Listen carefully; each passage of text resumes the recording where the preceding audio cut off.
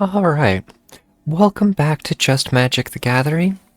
I didn't play a bunch yesterday, I did in some ways more review. I got a comment on my metagame challenge that pointed me into a control deck that at a certain point I wouldn't mind doing a quick review or recap on.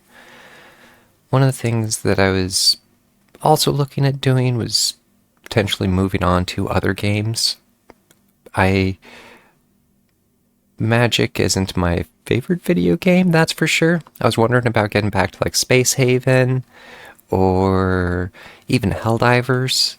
There are a bunch of video games that I have put hundreds of hours into and would in some ways like to share with other people. Dwarf Fortress was one that came to mind with the new Siege update. I would like to get back into playing some of that. With that being said, this is just Magic the Gathering, so I was looking at creating a different channel for just random gaming, if you will. So yeah, with that out of the way, on the note of the deck that was showcased to me, this was really interesting. I hadn't heard of Orzhov. Going back to, I'm not the greatest Magic player. As far as I can tell, Orzhov is just white-black. One of the people said the Orzhov Control would have been a better matchup in that metagame challenge. And when I look at this deck, or I just basically Googled Orzhov Control, and I don't actually have the site up anymore. I will look up where I got this Magic deck. This actually won more than one challenge, and it only has one creature in it. I'm pretty sure the person that recommended it wasn't thinking this deck per se, but it's just the type of deck. And a lot of these cards were played against me. Going back to this is pretty meta. Seam Rip, it was the enchantment the guy used. For one, you can banish something that has two or less. Get Lost, I've absolutely seen before. For two, destroy target creature, enchantment, or planeswalker. They get to be able to create 2 map tokens out of the deal. So it's a little favored towards the person you're killing, but depending on what you want to get lost, it is absolutely worth it. The Nowhere to Runs we've seen. The Cease and Desist, this was interesting.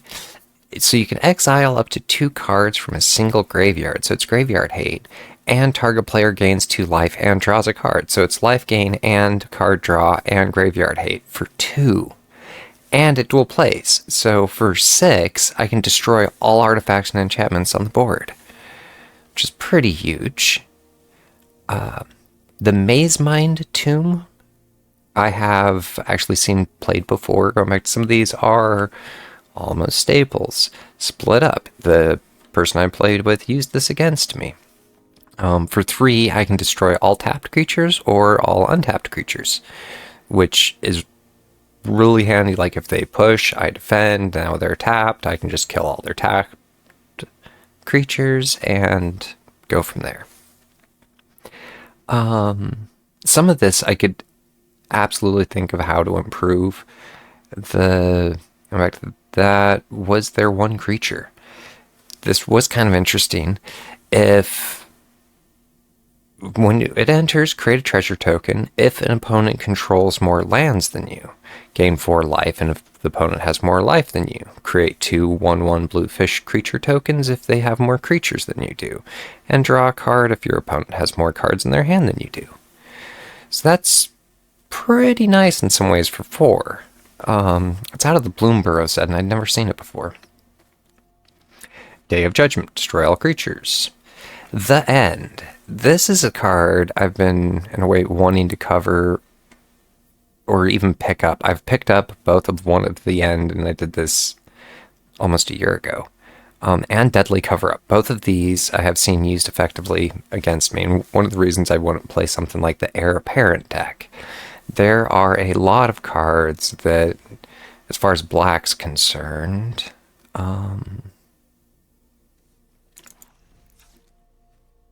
it's not in here. It's the BU Death.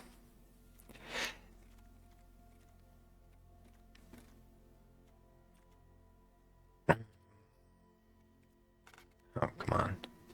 It's the Vendetta. I can probably just search it easier. And I know it's out of the Ether Drift set. I basically started playing in Ether Drift, and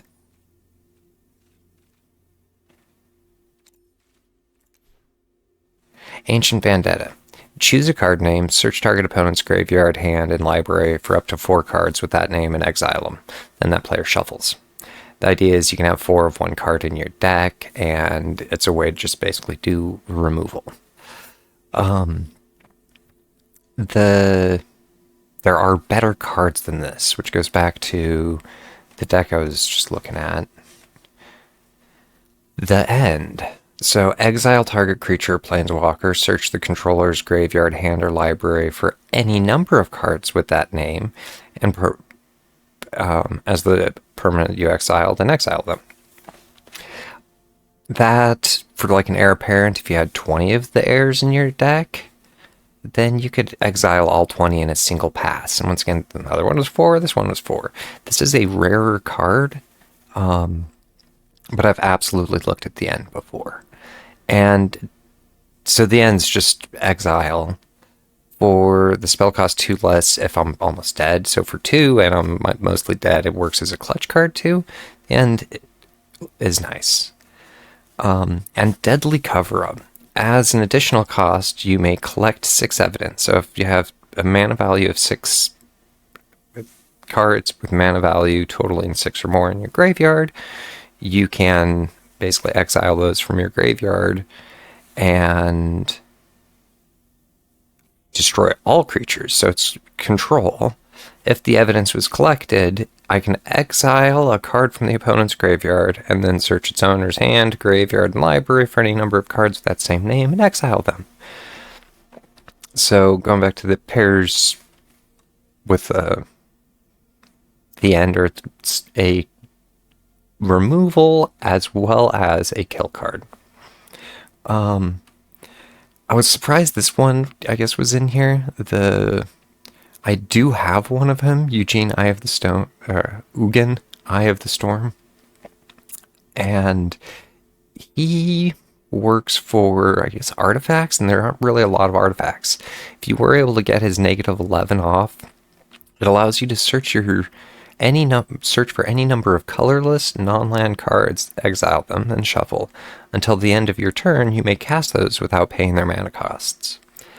The only colorless non-land cards in this entire deck is the Maze Tombs, which in a way would allow you to, if you got your Planeswalker out, got him to did the -11, because he comes out as a 7. So it only takes 2 turns to get him up if you can keep him protected, and for +2 you gain 3 life and draw a card. So it is a nice card. I'm not trying to throw shade on it. In some ways I would think Elspeth would work better in this deck than this. One of the other things, the land support for this deck is expensive. It's almost half the rare tokens for this deck fall into the lands. I think some of them actually are worth calling out. Some of the people, or the metagame challenge I played, had some of these already. The Verges are nice because they don't come in tapped, and they are a dual land. They do have the caveat that you basically need another land to have them work as a dual land. So if I have a plains or a swamp, if I have another basic land, then I can have it be a dual land. And all of the Verges are that way. the concealed courtyard, my brother had kind of pointed me to at one point a while ago, because it doesn't enter tapped if it's basically in your starting hand. Otherwise, if it's later game, and then it will. The Godless Shrine allows you to have it not enter tapped at the choice of paying 2 life. So if you really wanted and you're willing to sacrifice the 2 life, or in my life gain deck, something like this could be really handy, especially if I'm looking at something that'll get me lifelink or give me my health back. The Restless Forest, this land becomes a 1/4 white and black nightmare creature until end of turn. It's still a land. Whenever it attacks, defending player loses 2 life and you gain 2 life. So, yeah, I thought that was actually really nice. And then just a basic surveil. I know I could actually swap this up for another black-white surveil one. The Demolition Field, even though I played the crap out of Final Fantasy, I'm surprised I hadn't actually seen this card. Sacrifice this land, destroy target non-basic land an opponent controls. That controller can search their library for a basic replacement that goes into the battlefield. Not tapped, which I thought was very interesting. You can search your library for a basic land card, put it into the battlefield, and then shuffle. So not only does it work for destroying their dual lands or their special lands, it allows for mana ramp, which I was thinking this card is very handy. And then the Fountain Port. For 2, you can sacrifice it and get a card. For 3, you can pay 1 life and get a creature token out. Or for 4, you can just create a treasure token. So yeah, a lot of these I hadn't actually seen before. I looked into the kind of recommendation, or it is an interesting control deck. I can see where it does well. I go back, I like the cease and desist. The split up, this is currently standard legal, and it'll roll out next rotation. Some of this I don't keep up on as much. Yeah, I was kind of interested in some of these cards, or when I started looking into it, this deck, if you were to actually just buy this deck outright in real life, has like a $240 value, and almost all of the Orzhov Control Decks that I was looking at were $200 to $280. They are not cheap decks. You're going back to that's a lot of rares. That's a rare. That's rare. That's rare. The number of rares that build this deck, nice rares, because not all rares are created equal. One other thing, Elspeth. This was actually the first mythic token I exchanged for. Elspeth is a little expensive, and unfortunately I haven't had really great luck with having her in my deck, but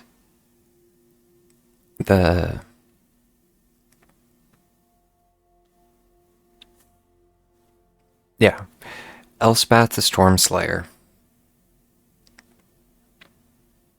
And I was actually thinking she was out of Foundations and not Takir. Either way, she works well for generating tokens. She's a token, helps bump tokens. It works for control as well, for -3 to destroy target creature an opponent has with mana value 3 or greater.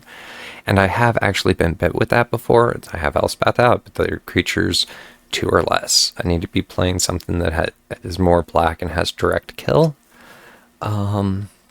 Because unfortunately I've had her on the board and not been able to kill the thing heckling me, because it was too cheap, if you will. If you look at something like Delney,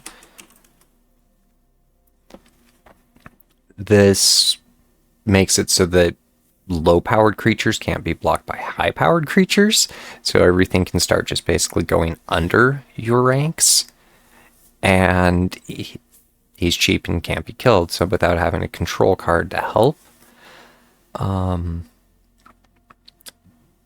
Delney was I had in my mobilized deck at one point, and I've had pretty good luck with him playing. There's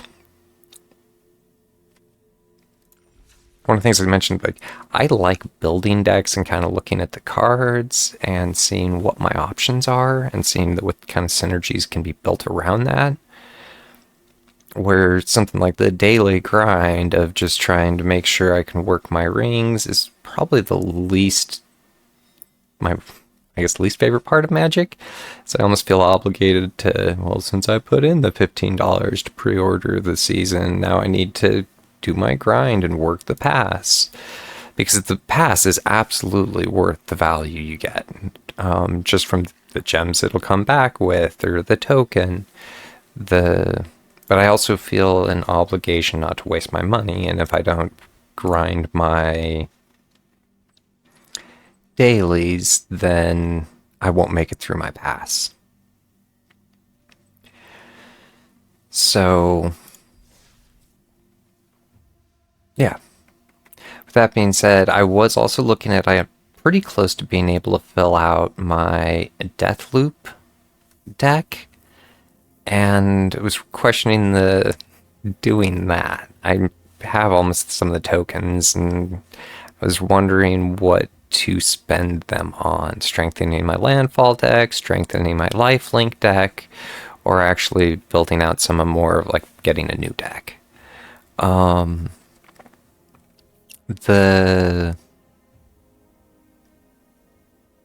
Yeah, I think I might actually do the Deathloop and make it just a little bit cheaper, because this one, in some ways, these are like almost dream decks. Three Sanguine Soothsayers, Spectacle of Destruction. The Quasi-Revenant was actually what I was thinking. I can swap this out for, just like my lifelink deck, the cheaper version, which is the... I don't even know why I'm drawing blank on the name of the other Flying Death Touch lifelink. Either way, this can be the load lighten some.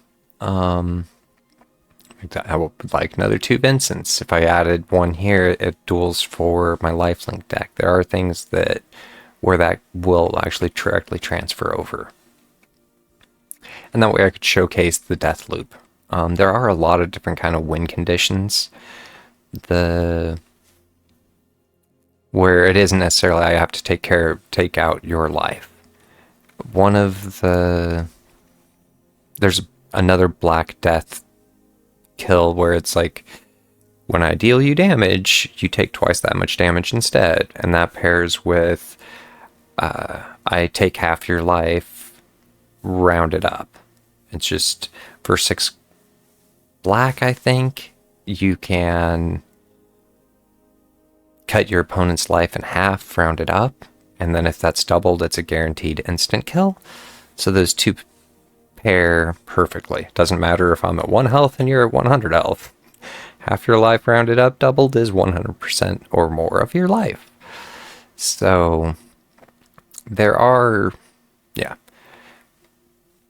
other win conditions than just I need to have creatures and do the damage. That one of them's milling. There's the poison counters. I mentioned at one point I was looking at building out a poison deck.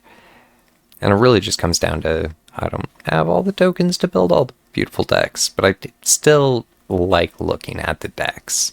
And then there's just, I slowly try to build them out over time. So yeah, with that being said, I think I'll just try and run one quick game.